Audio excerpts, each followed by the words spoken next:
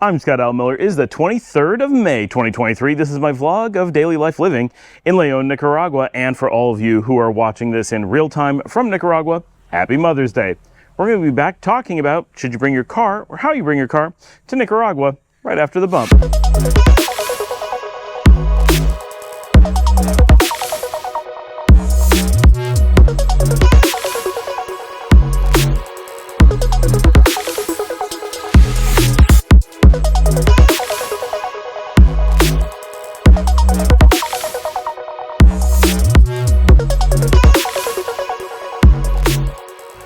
For obvious reasons, I get this question quite a bit. Should I bring my car with me to Nicaragua, presuming you're coming from somewhere in North America where it is physically possible to drive here? That obviously sounds like a great deal. You have a car already, you get better prices, you get better selection in North America, United States, Mexico, and Canada. So it is very popular to say, well, I'll just drive to Nicaragua. The drive from Dallas, Texas to here takes more or less 56 hours of road time plus whatever border stops, overnights, food, bathroom stops, and anything else that you might need. So for some people it can take up to about 2 weeks, but it's about 56 hours on the road. To give that some conceptualization, for me, when I lived in New York and moved to Dallas, Texas, that would be the equivalent of driving from New York to Dallas and back again in road time.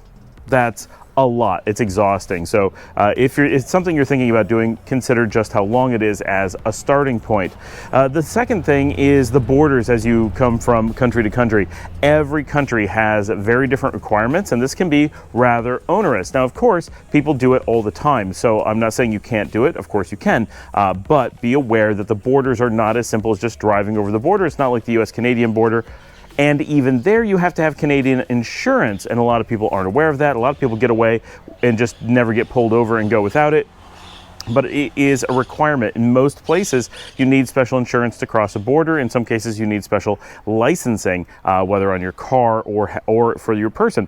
Having lived in Europe, it was often difficult to drive between different countries because of the cars, not because of the people.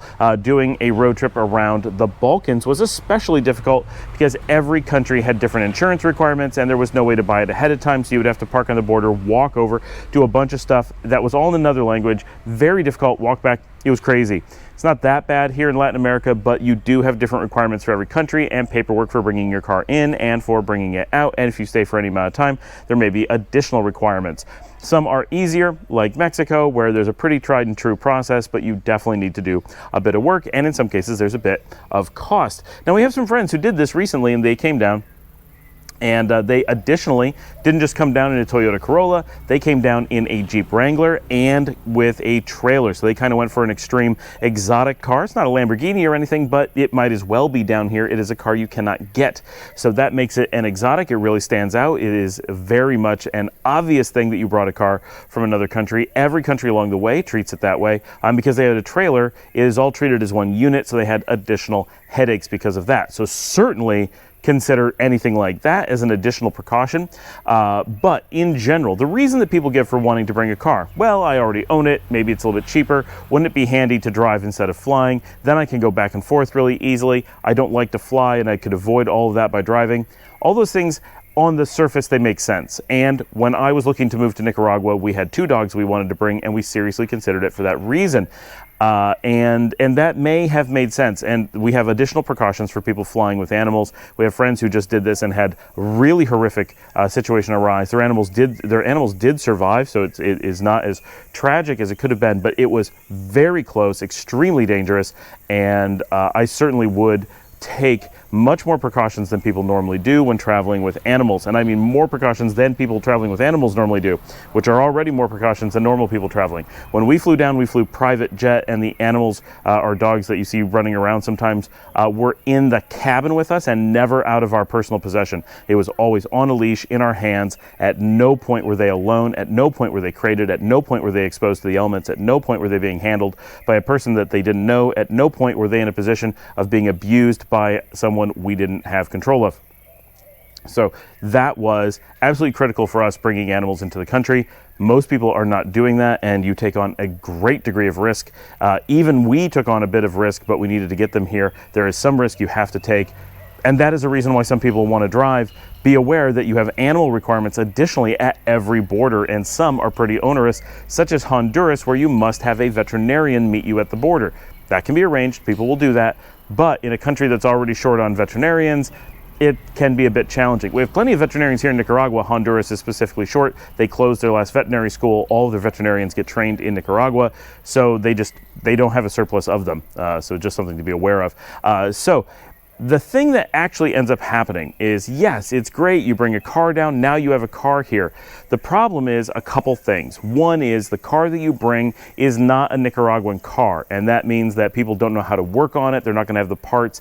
Even if you get a car that's available here, often it's a different version of that car. So you may get a Toyota or a Nissan that's really common in the country. You might be able to blend in, except you're going to be plated from a different place, and that's going to make you stand out in a way you don't want to stand out. And any breakdowns may require specialty parts, because they do actually use different parts in cars made for different regions.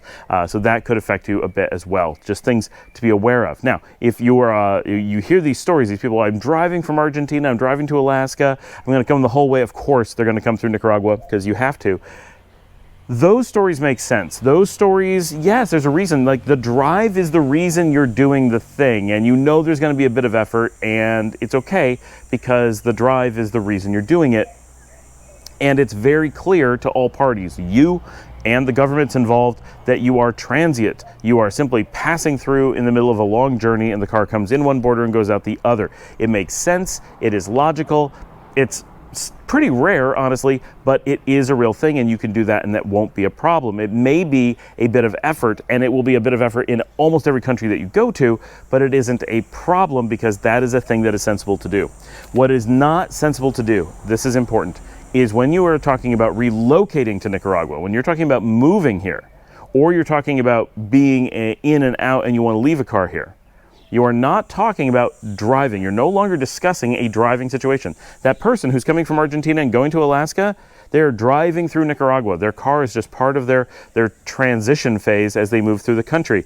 That's one thing. When you're talking about coming here permanently, you're not talking about living in that car and driving it from one border and over to the other, maybe slowly, maybe quickly.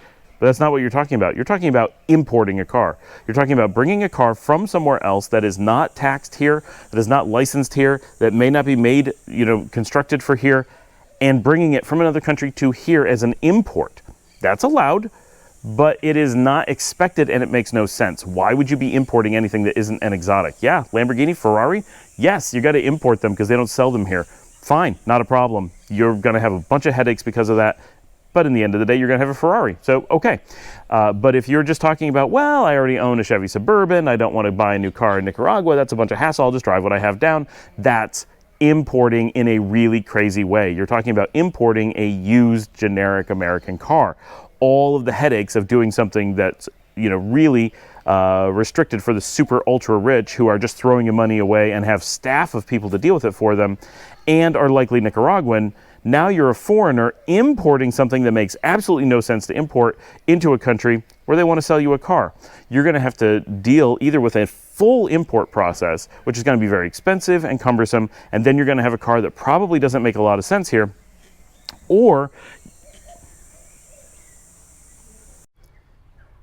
you're going to be trying to keep a car here that doesn't make sense to keep here because you're going to be constantly going and basically treating it like a visitor to the country, but a visitor that never leaves. So you end up in a situation where, just like we talk about, you get a 90-day visa and then you may get 30-day extensions, and at the end of that you need to do border runs until you are a resident. Until you are a resident, you can't own a car here, so you can't do that import process.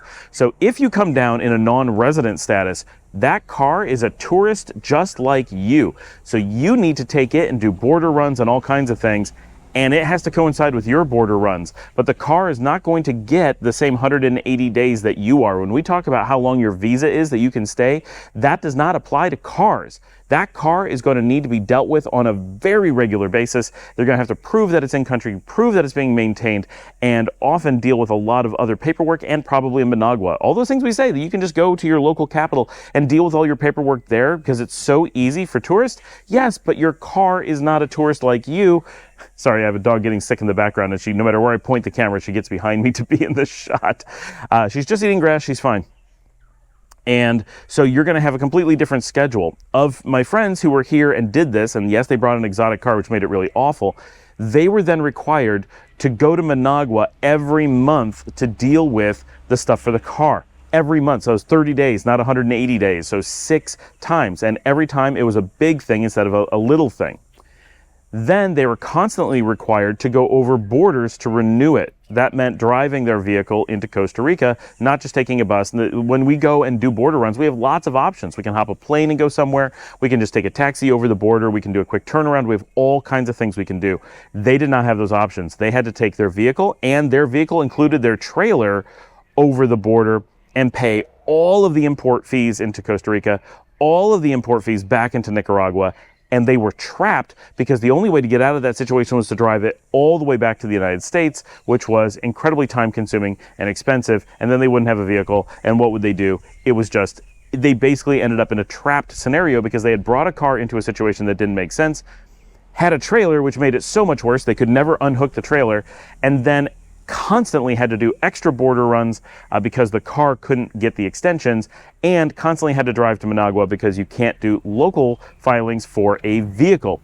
In addition, because there was constantly changing paperwork that every month they had different rules, they ended up in reality having to go to Managua from a purely practical standpoint every 15 days to deal with the car. Their car situation was never resolved. They lived here for about half a year, and which makes sense. You would not import a car for half a year, but because they were here for half a year, because they brought a car, they were in a situation where their entire stay in Nicaragua became one of simply managing the renewals on their car and nothing else. They never got to get beyond that. They never got to experience a simple renewal in Leon. They never got to experience a visa extension. They only came for the length of a tourist visa. They never would have needed to do a border run the whole time. But because they had a car, they had to do them continuously. They should never have had to go to Managua for anything. But because of the car, it was every 2 weeks just for that. It completely colored every moment of their stay and became the absolute overarching, what was your experience like in Nicaragua? Well, it was like this line at the DMV. Right? That was their life. And it was super expensive, and it took them weeks to get here and weeks back. So when you actually add up, they spent 5 months here and a month coming and going. So 1 out of every 6 days that they lived in Nicaragua was a day on the road just getting the car to and from. And even more of that time was the time in Nicaragua, standing in lines, going over the border, dealing with the paperwork for their car. It's really easy to say, but bringing a car would be so handy. The bottom line is, that is not true. It is simply not true. It is not handy in any way. If you need a car here, get a car here. If you don't need a car here, consider just having a driver. There's always a way to deal with it. Nobody needs to import a car here, and I don't know anyone who has done so and been happy with it. People who are just passing through, I'm driving from North America, I'm going to Panama, I'm driving back, or I'm heading to Argentina, whatever, that's fine, pass through. But if Nicaragua is your destination, you should not have a car with you. It does not make sense. Unless you are worth millions and millions of dollars, you could care less about the cost. You're going to hire people to deal with all the paperwork for you. You're never going to deal with it yourself. Okay, that's different, that can happen, that will work. If that's what's important to you, spend your money however you like. If you're a normal person, if you're like anybody I know and you're looking to move and you're trying to, make your money go a little bit farther, you want to enjoy your time in Nicaragua, you don't want to be tied up dealing with paperwork for no reason, you want an easy way to get around, the last thing you want to consider is importing a car. It doesn't make any sense. There's nothing that it solves, but there's a million things that it causes to go wrong, including a lot of the unknowns. That's one of the more dangerous things. The more complications that you create during a relocation, the more there is to go wrong. And yes, that individual thing may be like, well, whatever goes wrong with the car, I can fix it. And a lot of people say they'll fix it by, I get this a lot, for real. Oh, well, I'll just sell the car. You can't, because you can't do the importation in order to sell it. You have to drive it back to the US to sell it. Oh. I'll claim it was stolen. Yeah, good luck with that. I'll just illegally sell it. I'm pretty sure both the US and Nicaragua are going to ding you for that. Like, there's a million things. It's a common thing to be like, well, I'll just, do something illegal with a vehicle. Remember, you are a guest in this and every country around it, and that vehicle will be being looked for everywhere, and you have to have special paperwork to be able to cross a border. So if you end up with a car that you don't have legally, even though you might be able to drive it, I guarantee there is someone out there who can claim you stole it and could extort you for that, or if nothing else, may just want the value of the car for it, and you have no ability to take it out of the country without going to the government and saying, okay, I did something really illegal, can you forgive me so I can drive it out of the country? And the answer is going to be probably not. It's really not a good idea. So trust me, when we were looking at coming down, we had a vehicle we liked. We wanted to do the drive. We wanted to bring the dogs. We had all these reasons why it would make sense. We want to be able to drive home from time to time. We want to. And we got lucky that we made the decision that we would take a private plane. That was the right thing to do for the dogs. And we decided to sell the car because the time was good in the US. We got a good price on it. Not a great price, but a good price. And everything kind of worked out, and it kept us from making that huge mistake. It would have been an absolutely enormous mistake. It would have been a mistake so big that even us, who are so happy living here, it may have made it impossible for us to stay. It may have created so many logistical headaches that we would never have found a way to make a life here. And I'm not saying that that level of failure will happen for everyone, but I can say for certain that it was within the realm of possibility to have happened here, because there is simply so much that could have gone wrong, so much additional cost, so much additional stress, so much additional work to be done for no reason. And when you first get here is the worst time to have all that stuff happen. After you've been here for a few years, you do something crazy, you create a bunch of extra work, you know what to do, you know how to deal with it, you're not stressed out. When you first get here for your first experience to be this really difficult, I gotta get a lawyer, I gotta get some paperwork, I gotta go to Managua, I gotta figure out how to drive around, I gotta figure out how to deal with my car, I gotta deal with this stress of not knowing if my car is gonna be impounded, I may have to suddenly drive to another country, what's my game plan, I can't focus on all the other things I need to do when I'm moving because I'm dealing with the car. You don't want to be dealing with that. So my advice is, for all of you, not just most of you, just accept bringing a car, not a thing. If you're coming down for 2 weeks, whatever. Make it as much about a drive as you want. But if you're coming and you have some intention of being long-term, I'm coming and I might stay for a month. I might stay for 2 months. I might stay forever. I might want to leave the car behind. Any of those things. Stop and say, those are all good things. I should do them, but without a car. I can sell that car in the US. I can buy one that makes sense in Nicaragua.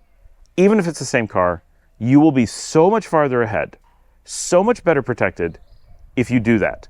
Keep vehicles within their tax districts. This is a universal rule the world over. If you buy a vehicle in one country, sell it again in that country. You want to buy and sell quickly? That's fine, right? But don't buy in one country and say, well, I'll just drive it to another country and sell it. I don't know of any country in the world where that works. Every country where you buy it is going to require the sales tax when you sell it again. So if you do this from the United States would see it as a stolen car being taken out of the country. So you would have potentially a very large tax liability from the US. It is called an exit tax or something like that. And the country that you bring it into will also require import taxes. And so you could end up with fines and taxes greater than the value of the vehicle. Just avoid that. Sell it in one market, buy it again in the other market, make life easy. Nothing wrong with deciding you want a car, nothing wrong with having a car, nothing wrong with not having a car. That is an option as well. Just don't import cars. You'll be much, much happier. Thanks for joining me. Please remember to like and subscribe. If you like to support the channel, you can buy me a coffee at buymeacoffee.com/ScottLMiller. If you're looking for information, you want one-on-one help on moving, hit us up on our email, info@relocatenicaragua.com. As always, share with your friends, post on social media, and I will see all of you tomorrow.